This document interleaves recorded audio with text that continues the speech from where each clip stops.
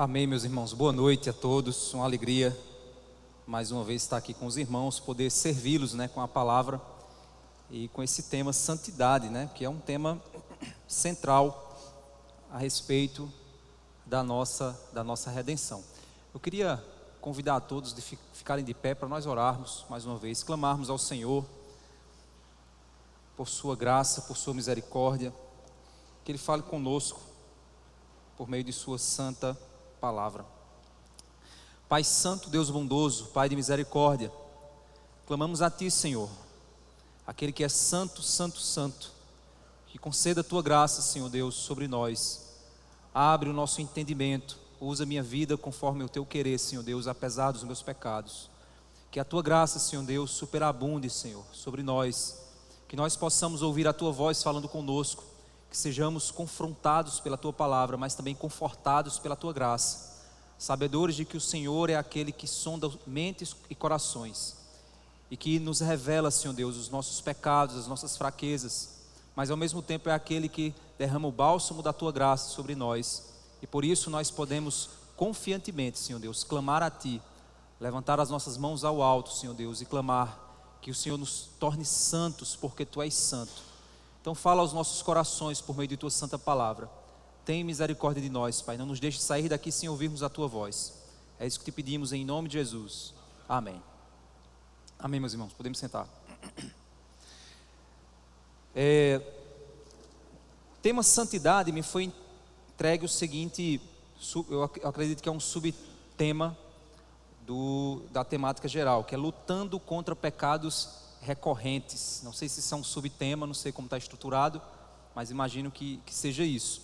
E me foi passado o texto de Efésios, capítulo 4, verso 22 a 24. E aí, para que a gente possa ter uma compreensão melhor, eu quis então ampliar um pouco o texto, para a gente ir do 17 ao 24, e dessa forma nos fazer entender o que a palavra de Deus tem a nos falar sobre santidade e sobre a batalha contra o pecado. Como deve, irmãos, ocorrer a nossa luta contra o pecado? Como vencer os pecados que sempre nos assediam e tentam desviar a nossa vida de Cristo? Eu quero mostrar para vocês, de uma maneira prática, como isso é possível a partir de Cristo, como isso é possível a partir de uma vida restaurada em Cristo Jesus. Vamos ler Efésios 4, do 17 ao 24, e vamos então para a exposição. Diz assim: Isto, portanto, digo e no Senhor testifico, não vivam mais como os gentios que vivem na vaidade dos seus próprios pensamentos, tendo o seu entendimento obscurecido, separados da vida que Deus concede, por causa da ignorância em que vivem, pela dureza do seu coração. Tendo se tornado insensíveis, eles se entregaram à libertinagem para de forma desenfreada cometer todo tipo de impureza. Mas não foi assim que vocês aprenderam de Cristo, se é que de fato ouviram falar dele e nele foram instruídos, segundo é a verdade em Jesus.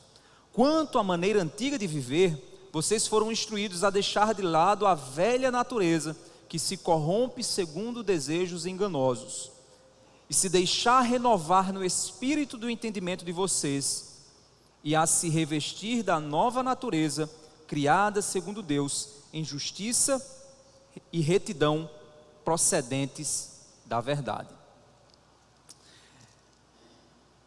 Irmãos, primeiro ponto que nós precisamos observar nos conselhos do apóstolo Paulo é que ele faz um convite a uma mudança de vida. E é necessário nós entendermos que esse convite à mudança de vida não se baseia apenas em uma tentativa de mudar, mas se baseia em um resultado proveniente de uma nova identidade. O convite que o apóstolo Paulo nos faz em Efésios 4, 17, é quando ele diz: Isto, portanto, digo e no Senhor testifico, não vivam mais como os gentios. Nós somos chamados, irmãos, a viver de uma maneira diferente daquilo que o mundo está acostumado a viver.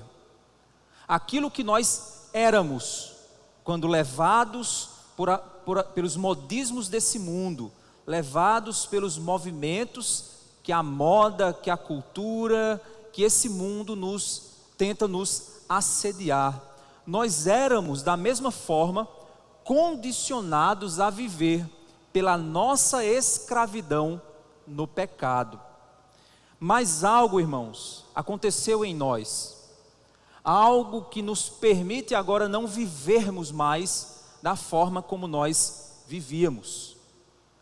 Algo aconteceu em nós para que nós não sejamos mais o que éramos. Nós vamos entender então o que de fato aconteceu conosco, para que nós venhamos a viver uma vida diferente daquela que nós vivíamos.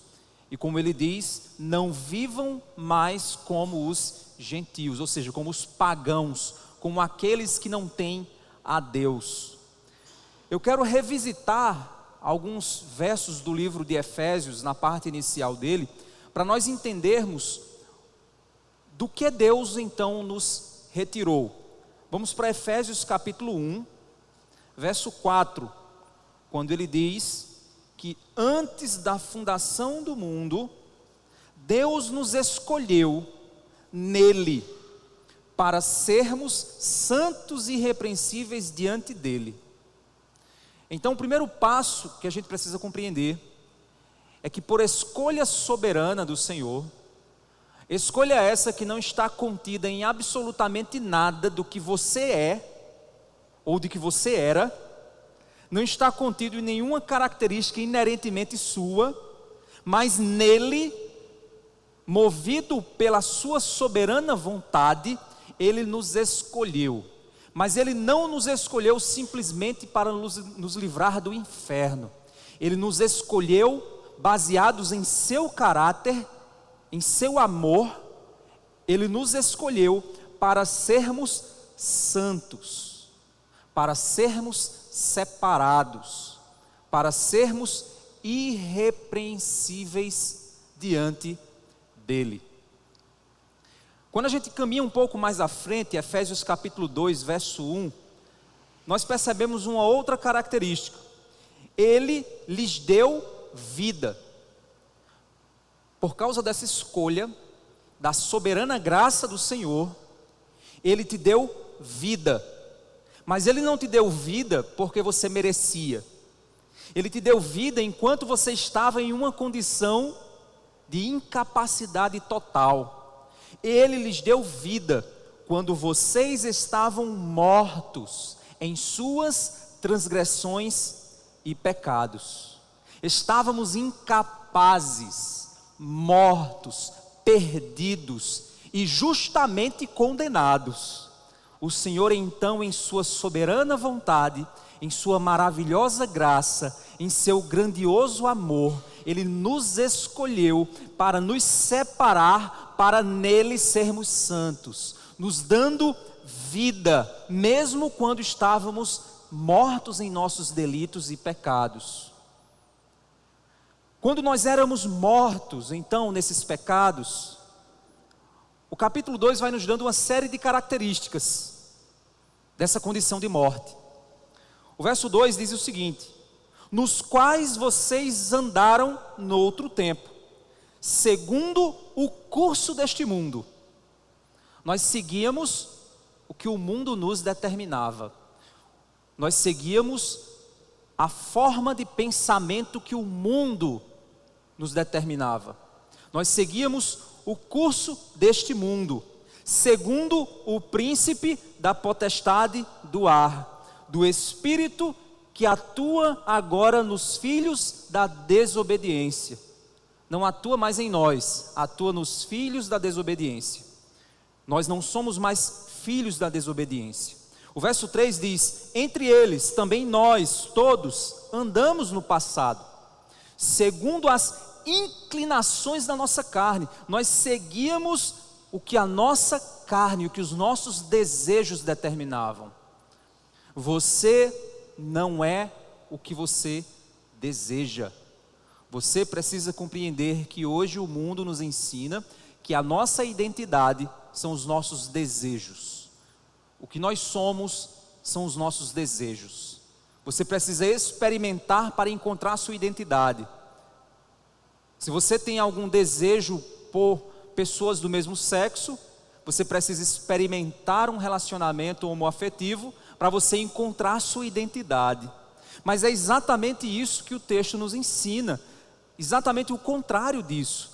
Nós seguíamos as inclinações da nossa carne, seguíamos aquilo que nós éramos destinados a fazer, seguíamos então essas inclinações, fazendo a vontade da carne e dos pensamentos. E por natureza, ou seja, em uma condição natural, éramos filhos da ira, como também os demais. Mas graças a Deus que existem os mas da Bíblia. Porque o verso 4 diz o seguinte: mas Deus, sendo rico em misericórdia, por causa do grande amor com que nos amou, e estando nós, e ele reforça a ideia de que não havia absolutamente nada em nós que nos fizesse merecedores, e estando nós, mortos em nossas transgressões, nos deu vida juntamente com Cristo. E ele repete a ideia de que ele nos deu vida. Nós estávamos mortos, mas agora nós estamos vivos, pois ele nos deu vida. Pela graça vocês são salvos, e juntamente com ele nos ressuscitou, e com ele nos fez assentar nas regiões celestiais em Cristo Jesus. Deus fez isso para mostrar nos tempos vindouros a suprema riqueza da sua graça em bondade para conosco em Cristo Jesus. Porque pela graça vocês são salvos, mediante a fé. Isso não vem de vocês, é dom de Deus, não de obras, para que ninguém se glorie. Pois somos feituras dele, criados em Cristo Jesus, para boas obras, as quais de antemão Deus preparou para que andássemos nelas. Você foi retirado de uma condição de morte. Você foi retirado de uma condição na qual você vivia inclinado por suas paixões, escravo dos seus desejos, e Deus então tirou você da condição de morte e escravidão espiritual e te deu vida. E a vida que Ele te deu para que você viva um estilo de vida diferente do antigo estilo. Que você pratique uma vida que seja diferente daquilo que o mundo, que por natureza são filhos da ira, estão vivendo. Então não faz sentido viver o que vivíamos, não faz sentido tentar adaptar ou adequar um estilo de vida, pois afinal de contas agora eu estou indo para a igreja, afinal de contas eu estou visitando todo domingo, eu sou membro agora de uma igreja, então eu vou adaptar, eu vou adequar, eu vou deixar algumas coisas que eu acho que devem ser mudadas em minha vida. Não, o nosso novo estilo de vida, ele precisa fluir da compreensão de nossa nova identidade. Fomos criados para praticar obras em Cristo Jesus. A salvação, ela não veio acrescer uma característica em nossa vida. Eu era um homem que vivia uma vida e Deus então me salvou, e agora eu tenho mais alguma coisa para experimentar, sendo que agora aquilo que a fé cristã me fornece. Não. Você foi mudado radicalmente de uma condição de morte espiritual para uma condição de vida. A sua identidade, ela foi alterada no Espírito Santo de Deus. Você antes era filho da ira, você hoje é filho amado em Cristo Jesus. E a compreensão dessa nova identidade, de que o seu velho homem morreu, é que vai produzir então as boas obras que Deus espera que você hoje viva, que Deus deseja que você hoje experimenta. Com base nessa nova identidade, Como então deve ser esse novo estilo de vida em relação ao antigo estilo ímpio que nós estávamos? O estilo de vida ímpio, irmãos, é um estilo de fugacidade. Ou seja, é o apego àquilo que é vaidade. A palavra de Deus, ela nos ensina lá em Eclesiastes o conceito de vaidade. O conceito de vaidade é o conceito de aparência, algo que não tem peso real. É como uma bola cheia de ar, tem tamanho, mas não tem peso. Tem aparência, mas de fato ela não produz o que ela se propõe a produzir. Então o que nós entendemos é que a vaidade é aquela aparência que não significa absolutamente nada, ou aquilo que parece ser para sempre, mas não passa de algo simplesmente temporário. É uma coisa fugaz, é uma coisa temporária. E o texto então no verso 18 nos diz o seguinte do capítulo 4, se nós avançarmos então para o capítulo 4 e voltarmos naquele convite do verso 17, quando ele diz: isto, portanto, digo e no Senhor testifico, não vivam mais como os gentios. Você entendeu agora o que significa esse convite? Esse convite está nos indicando claramente o porquê nós não devemos mais viver da forma como nós vivíamos. Pois não faz sentido nós vivermos de uma forma na qual a nossa nova natureza não está baseada para viver. Se eu compreendi a minha nova identidade em Cristo, eu posso então não viver mais como os gentios, que vivem na vaidade dos seus próprios pensamentos. Ou seja, eles vivem naquela obscuridade, eles vivem naquela concepção construída, que não passa apenas de aparência, não passa apenas de uma vaidade construída, de um poder temporário, de uma alegria passageira, de algo que tem aparência de bom, mas que no fim gera morte. Há caminhos que ao homem parecem caminhos bons, mas no fim esses caminhos são caminhos de morte. A aparência ela vai passar, mas a vontade do Senhor ela vai permanecer para sempre. E a sua palavra nos mostra o caminho que nós devemos seguir. E o texto então nos ensina que para nós não vivermos mais como os gentios que vivem na vaidade dos seus pensamentos, nós precisamos então compreender que o efeito desse estilo de vida é a obscuridade da mente. Olha o que ele vai dizer na sequência: tendo o seu entendimento obscurecido. Meu irmão, entenda uma coisa: o pecado, ele trabalha no coração enganoso. O nosso coração, como enganoso, é aquele que ama o engano, é aquele que é corrupto. O engano, ele quando chega até você, ele não se autodeclara engano. Se você for comprar um carro, você só vai descobrir que você comprou uma bucha de canhão depois que você comprou. E você vai usá-lo e você vai descobrir que o que o vendedor disse para você não era verdade. E aí você vai dizer: fui enganado. O engano, ele nunca chega para você dizendo: olha, eu sou o engano e vim te enganar. O engano, ele sempre vai chegar para você aparentando verdade, aparentando algo muito bom. Esse escândalo que teve aí em nossa cidade, esse escândalo financeiro que teve aí das criptomoedas, muitas pessoas caíram nisso. Por quê? Porque era dinheiro fácil, era riqueza, era um ganho. Alguém chegou e disse: cara, se tu investir aqui, cara, olha, eu investi tanto e ganhei tanto, e olha, e é fácil, cara, é bom. E então, as pessoas que se dispuseram a esse dinheiro fácil foram enganadas. Porque o engano tem a aparência de bom, o engano tem a aparência de proveito, o engano tem a aparência de vantagem. O engano sempre ganha as mentes obscurecidas. Sempre o engano consegue enganar as mentes que não foram iluminadas pela palavra de Deus.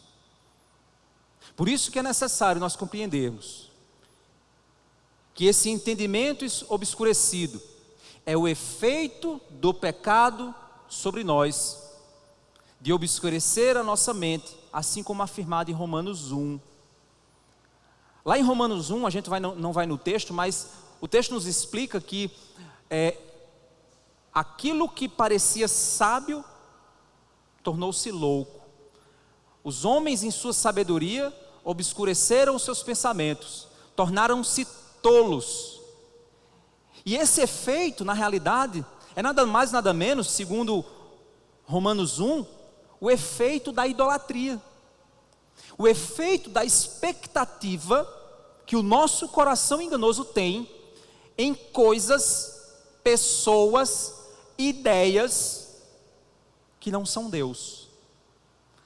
Todas as vezes que você colocar a sua esperança, que você colocar a sua confiança, que você colocar a sua expectativa em coisas, em pessoas, em ideias que não são provenientes do Deus vivo, você está cometendo idolatria. E isso irá obscurecer o seu entendimento e irá te destruir. Pois a consequência da mente obscurecida é ser separado de uma vida com Deus. A mente obscurecida, segundo o que ele diz, continuando no texto, no verso 18, ele diz: tendo o seu entendimento obscurecido, separados da vida que Deus concede. Essas pessoas acham que estão vivendo a vida verdadeira. Eles acham que estão experimentando a alegria profunda. Jesus diz: eu vim para que vocês tenham vida, e vida em abundância.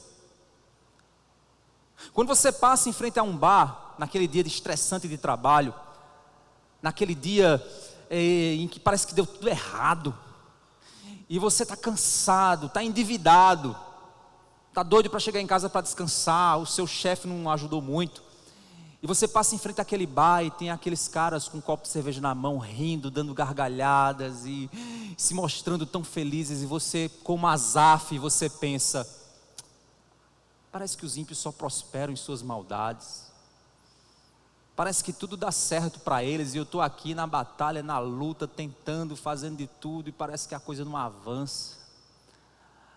Asaf, ele chega a dizer: foi inútil guardar meu coração.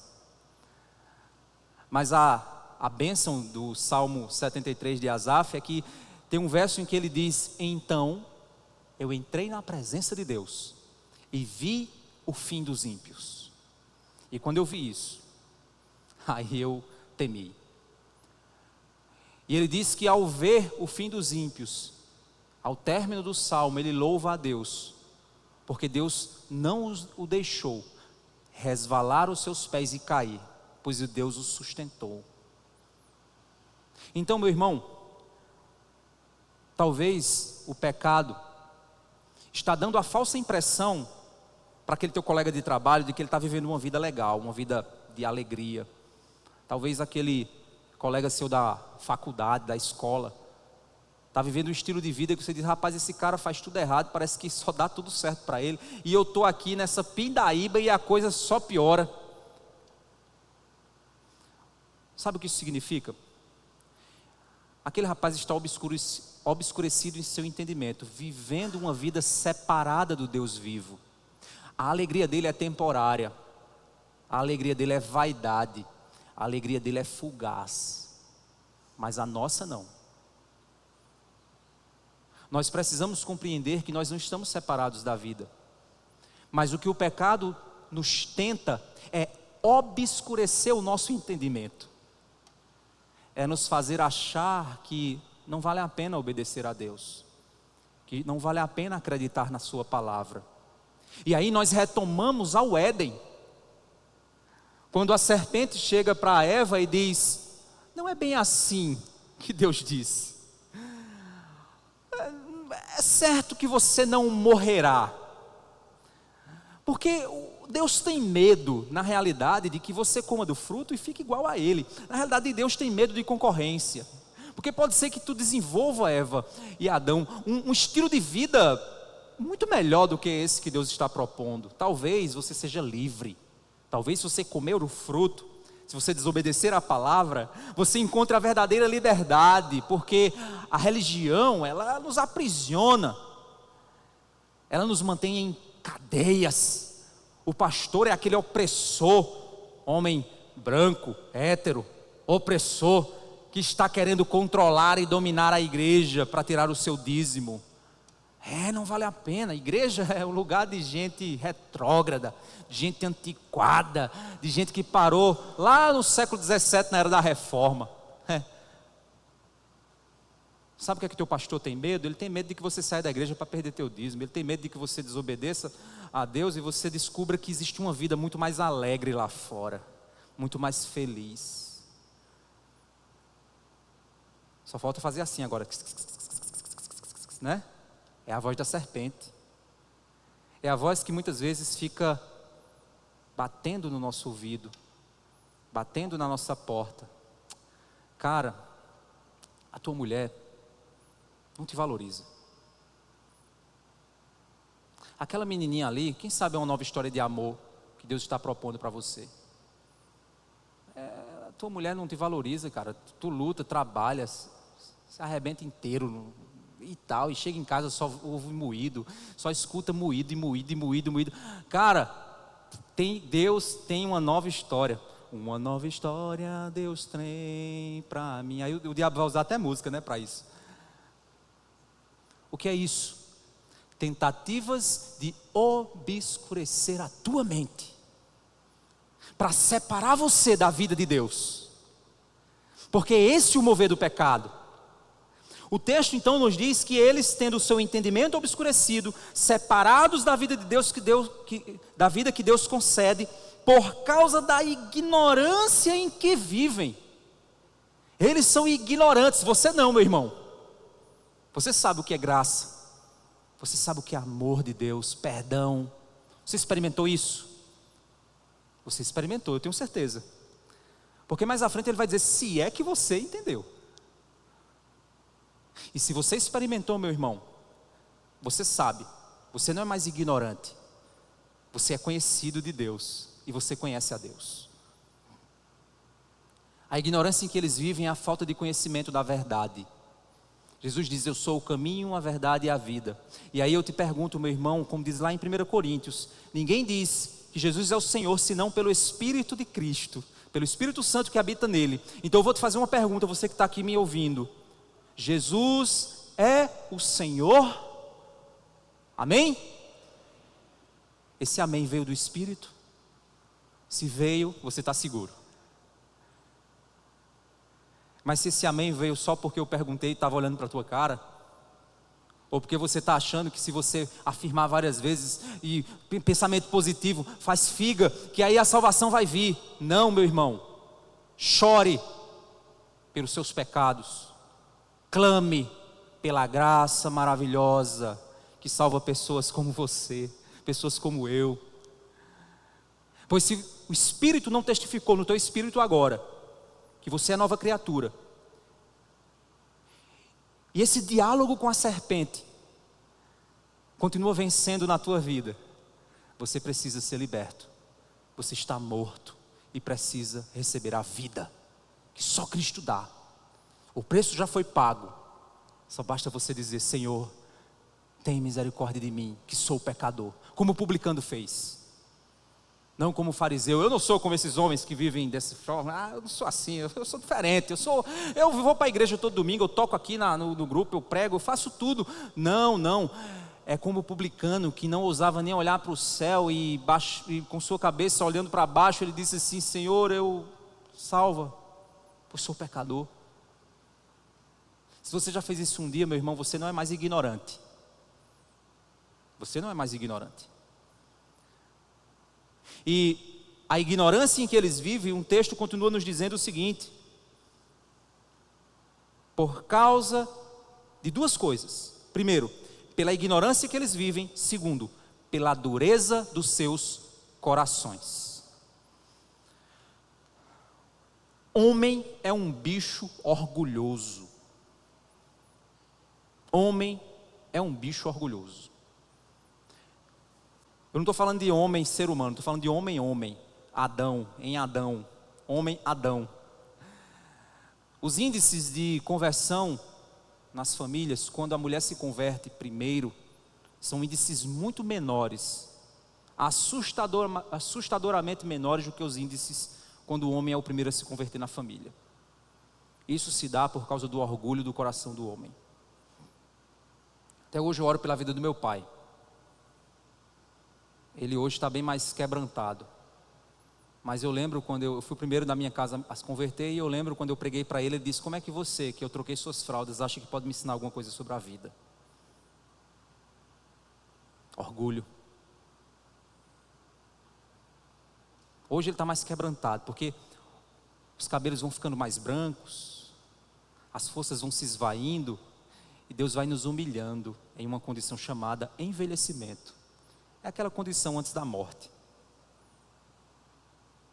A gente já não consegue mais fazer os mesmos movimentos que fazíamos, ter a mesma força que a gente tinha, a mente mais afiada como a gente estava.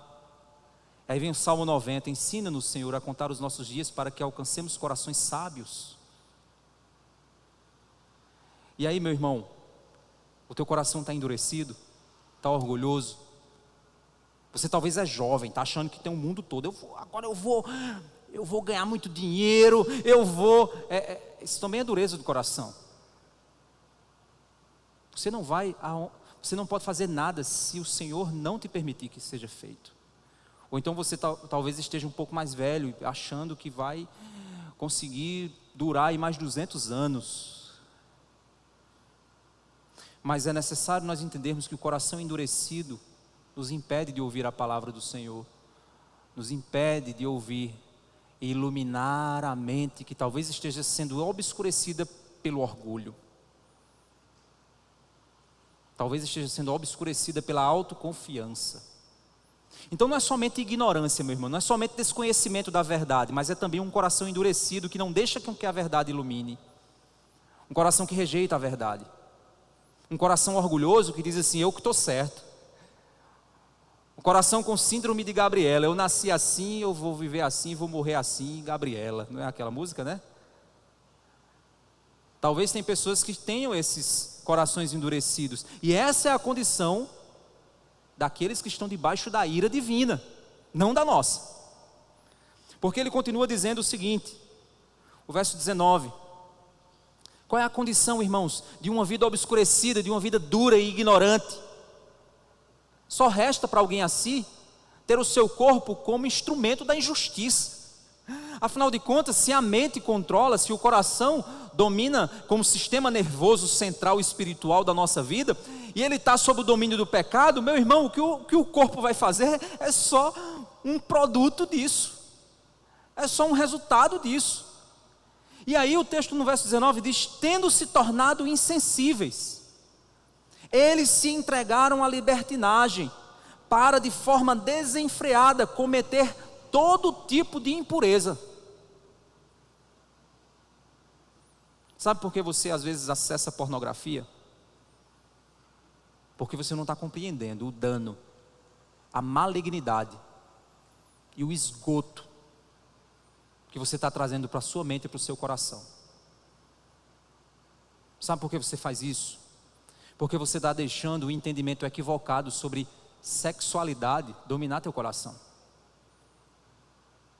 O sexo foi um instrumento criado pelo Senhor, uma bênção, uma dádiva dada pelo Senhor para o casal casado experimentar em sua totalidade dentro do vínculo do matrimônio.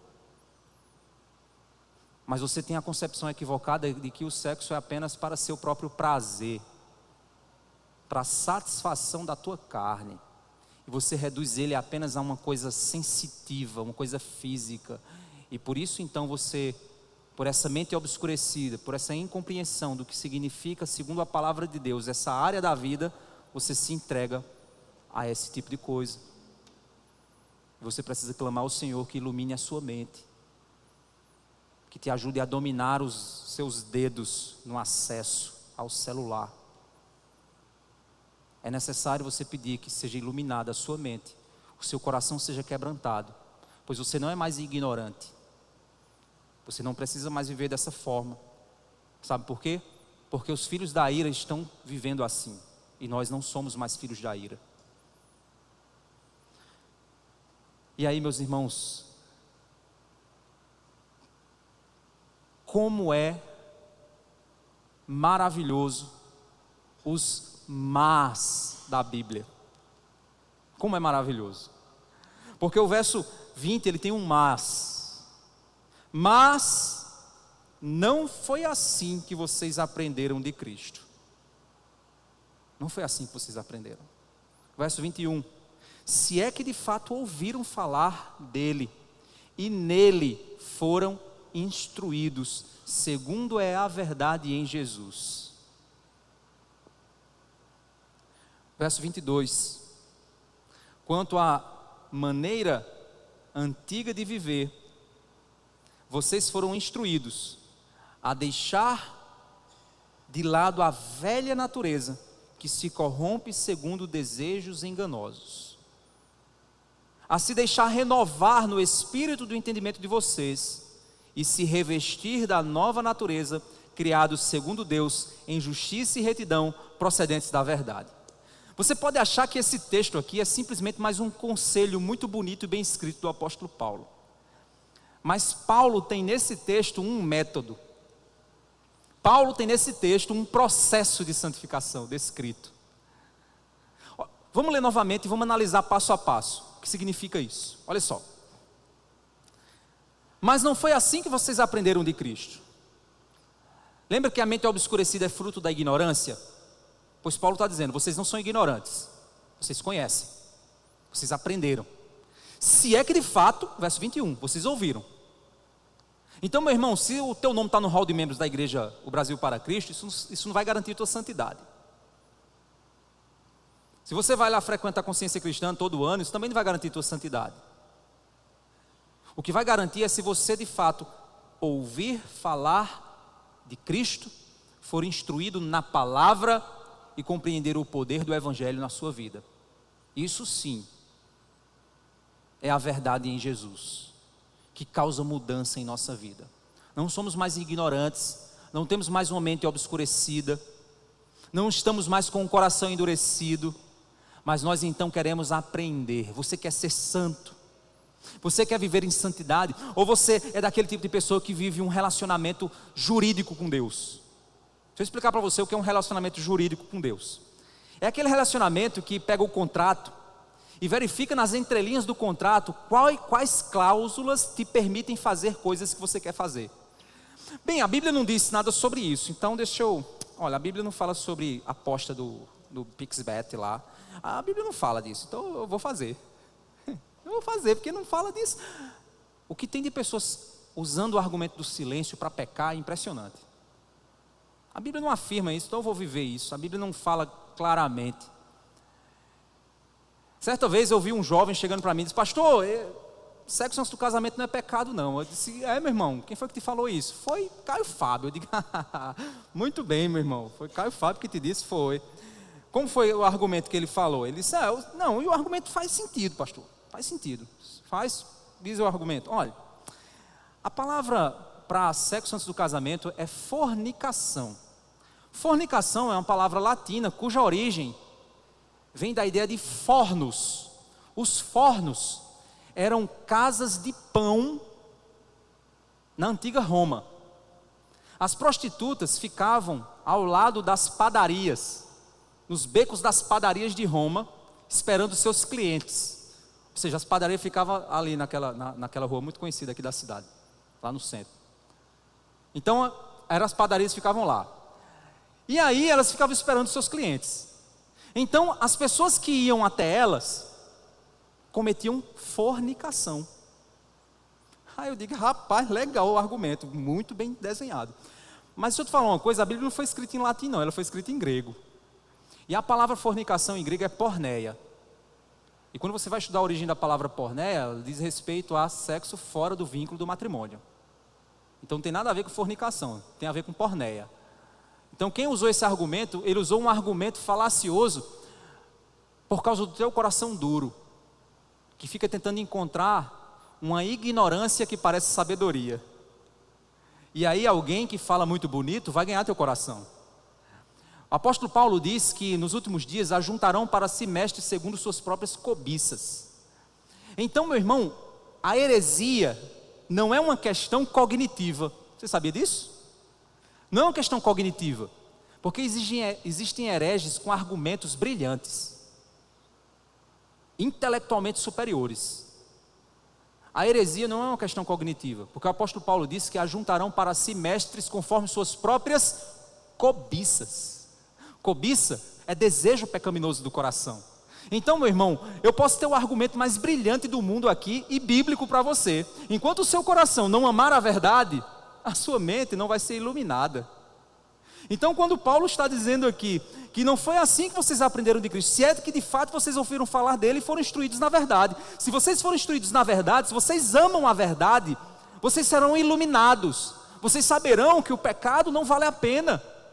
Por mais argumento que exista e que defenda e que dê a você talvez aquele gostinho de você dizer, eu acho que não é tão pecado assim não. É sim, a Bíblia diz que é. Se é que você foi instruído na verdade, você então vai entrar em um estilo de vida que a gente chama de despir, renovar, revestir. Isso é o processo de santificação. Despir das velhas roupas, renovar o entendimento para estar apto a vestir novas roupas. Olha só esse movimento aqui no texto. Em vários outros textos, esse mesmo movimento você vai ver. Inclusive eu acho que em Pedro, o texto que foi lido aqui, se eu não me engano, em Pedro também tem esse mesmo movimento. Você vai deixar, renovar e revestir, se apossar daquilo que Deus conquistou na cruz para você, as roupas da santidade. E aí, o verso 22, ele diz o seguinte: quanto à maneira antiga de viver, vocês foram instruídos a deixar de lado a velha natureza. Deixe de lado aquela inclinação, deixe de lado a velha natureza. Você vai perceber que são inclinações do pecado no seu coração. Você vai perceber que são inclinações que vão te afastar de Deus. Você está querendo argumentar demais para encontrar uma cláusula no contrato que você tem com Deus, porque você está em um relacionamento jurídico. Não é um relacionamento de amor. É a mesma coisa que chegar para minha esposa e dizer, olha, no contrato de casamento nosso, a nossa conversa só seria das 9 da noite às 10 da noite. Depois das 10 da noite eu vou dormir, não tem mais diálogo entre nós e estou seguindo todos os termos do nosso contrato nupcial. Olha só que coisa bonita, romântico isso, né? Ele ia dizer assim, como você me ama. Não era assim que ele ia responder? Tem gente que é assim com Deus. Pastor, o culto é até 9, viu? Tá passando do horário, viu? Na minha cláusula contratual, eu fui convidado para cantar só aquele louvor, viu, pastor?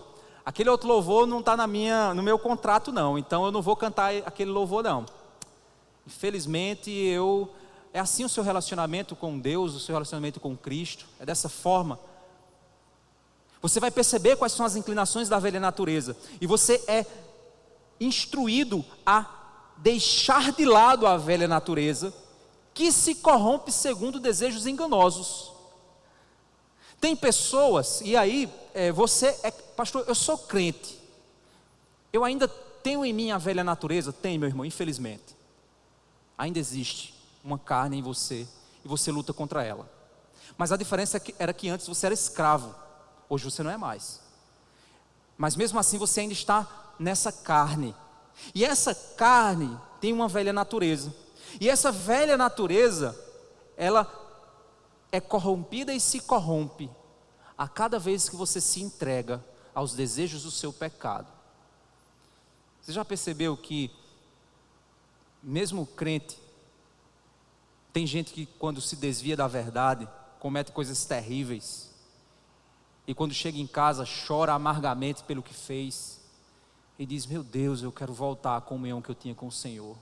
Ela não tem paz naquilo que ela está fazendo, pois ela sucumbiu àquela velha natureza corrompida, e corrompeu ainda mais o seu corpo, e se entregou cada vez mais à dissolução. E aqui ele está dizendo, não sucumbe à velha natureza, que se corrompe segundo desejos enganosos, mas deixe de lado, e se deixe, meu irmão, se deixe. Olha só, eu acho fantástico esse termo, porque aqui nós vemos claramente que existe sim uma responsabilidade humana, mas existe uma operação divina, maravilhosa no nosso coração. Se deixe, meu irmão, ser renovado. Na hora que você sentar aqui e estiver ouvindo essa palavra, não fica aí olhando e dizendo, eu acho que não é bem assim não, eu acho que esse pastor é assim, esse pastor é assado.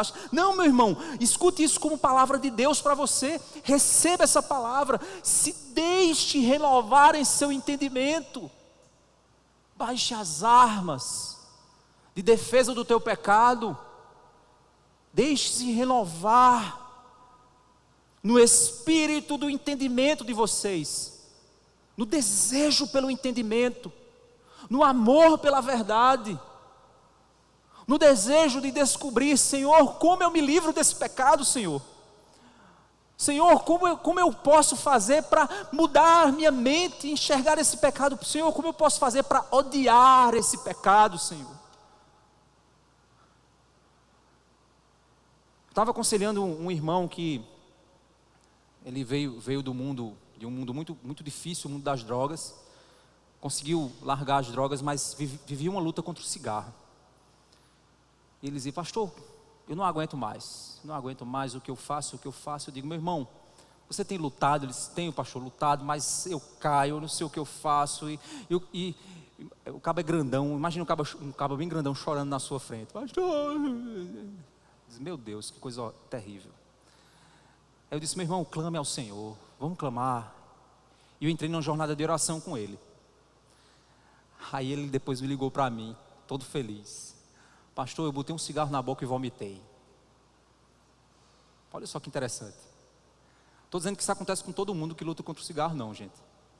Mas ele disse que quando sentiu o cheiro, ele debateu nele uma ânsia de vômito, ele sentiu um nojo terrível por aquilo. Ele parou de fumar. Olha só que coisa fantástica. E aí ele mandou mensagem para mim, me ligou, todo feliz. Eu digo, rapaz, ele parecia uma criança que tinha ganho um brinquedo. Você tem pedido ao Senhor para odiar o teu pecado? Senhor, renova meu entendimento, Senhor. Me faz odiar esse pecado, Senhor. Cria em mim, ó Deus, um espírito voluntário. Cria em mim, ó Deus, um coração puro. Renova em mim o espírito inabalável. Não é isso que o salmista diz quando se arrepende de seu pecado? Ou você tem tentado encontrar brechas na cláusula? Pois deixe-se renovar no seu entendimento e a se revestir da nova natureza, criada segundo Deus, em justiça e retidão procedentes da verdade. Aí você diz assim, pastor, eu entendi, mas ainda está vago. Eu acho que isso ficou só no campo da emoção, do sentimento, da oração.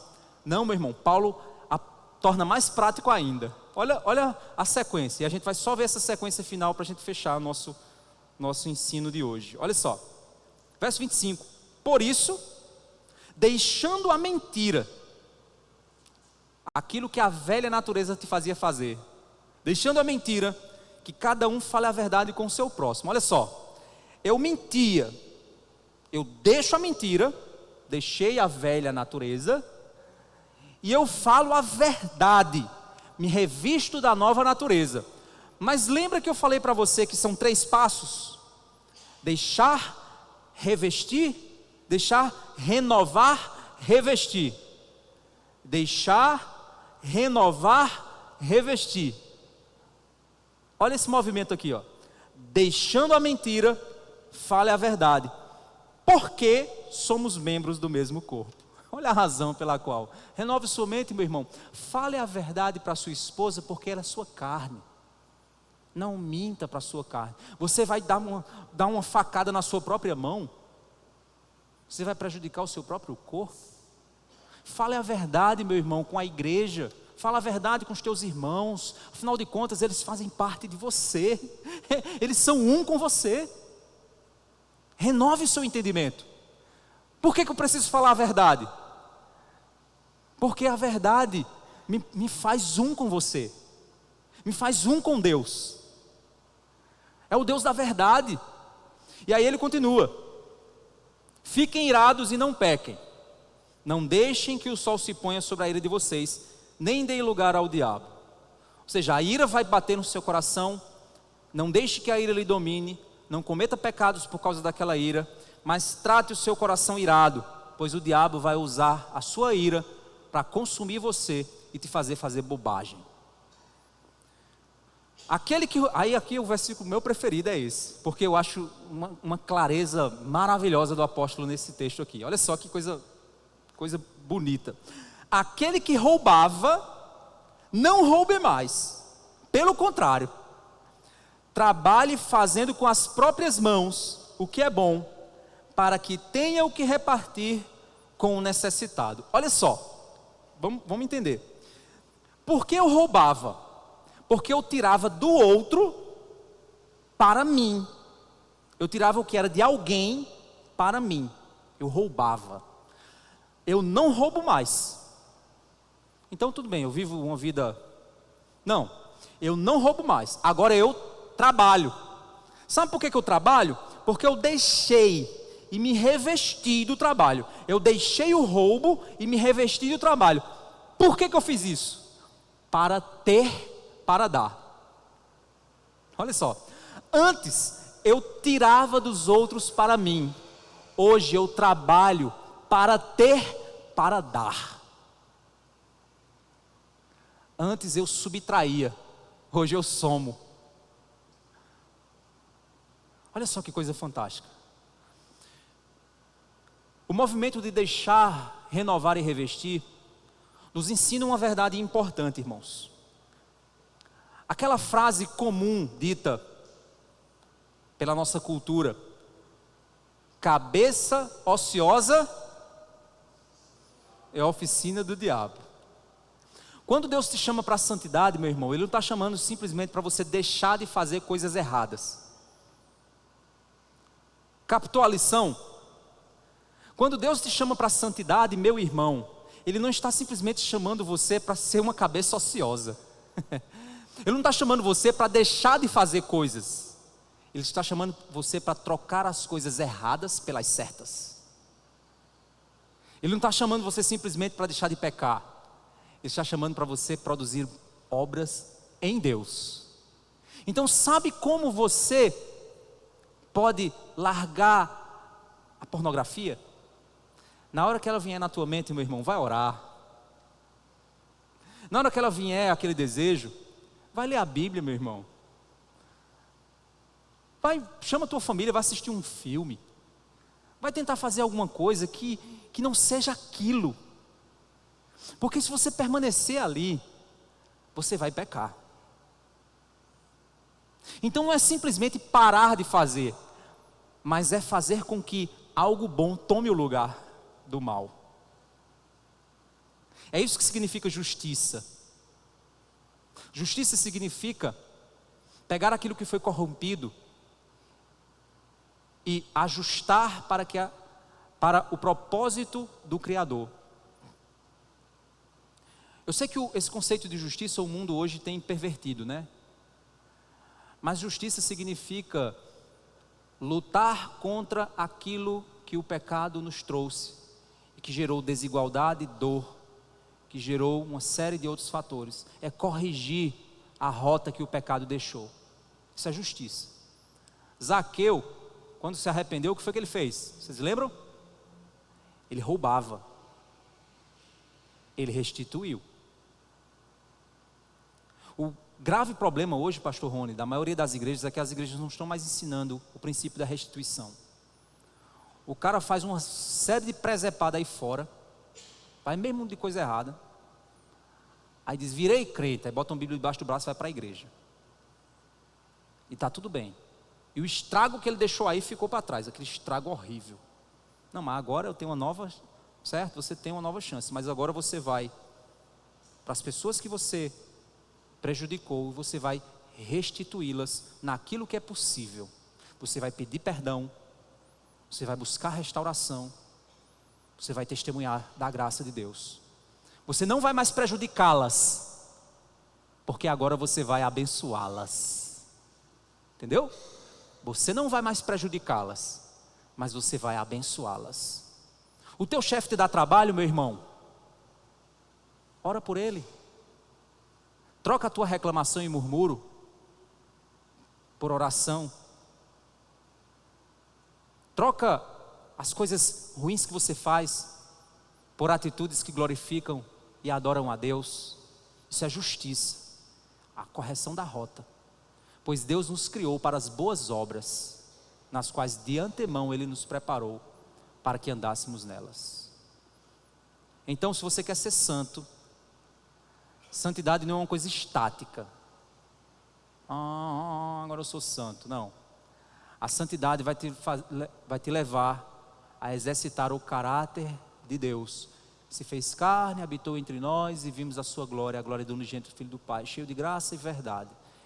O caráter de alguém que veio para os que era seu, apesar dos seus não receberem, mas a todos quantos receberam, deu-lhes o poder de serem feitos filhos de Deus, a todos os que creem no seu nome. E você creu no nome? Eu creio no nome. Então torne-se semelhante a Cristo, pois foi para esse caráter que Ele te chamou, essa identidade, Ele te deu vida, e essa vida que você vive na carne, você vive pela fé no Filho de Deus, que te amou, se entregou por você. Então essa vida nova, não é uma vida de membros da injustiça, mas é uma vida de membros que vivem para a glória de Deus. Isso é santidade. É quando eu corrijo a rota do meu pecado. Eu deixo, renovo e revisto. Então, o texto inicial, pelo menos a proposta inicial, era sobre lutar contra pecados recorrentes. E aí eu quero te ensinar esse exercício. Sabe como você vence os pecados recorrentes? É trocando os pecados recorrentes por atitudes graciosas recorrentes, por obediência recorrente. Aí você vence o pecado. Porque se você é crente, Cristo já habita em você. E você já foi liberto do pecado. Amém?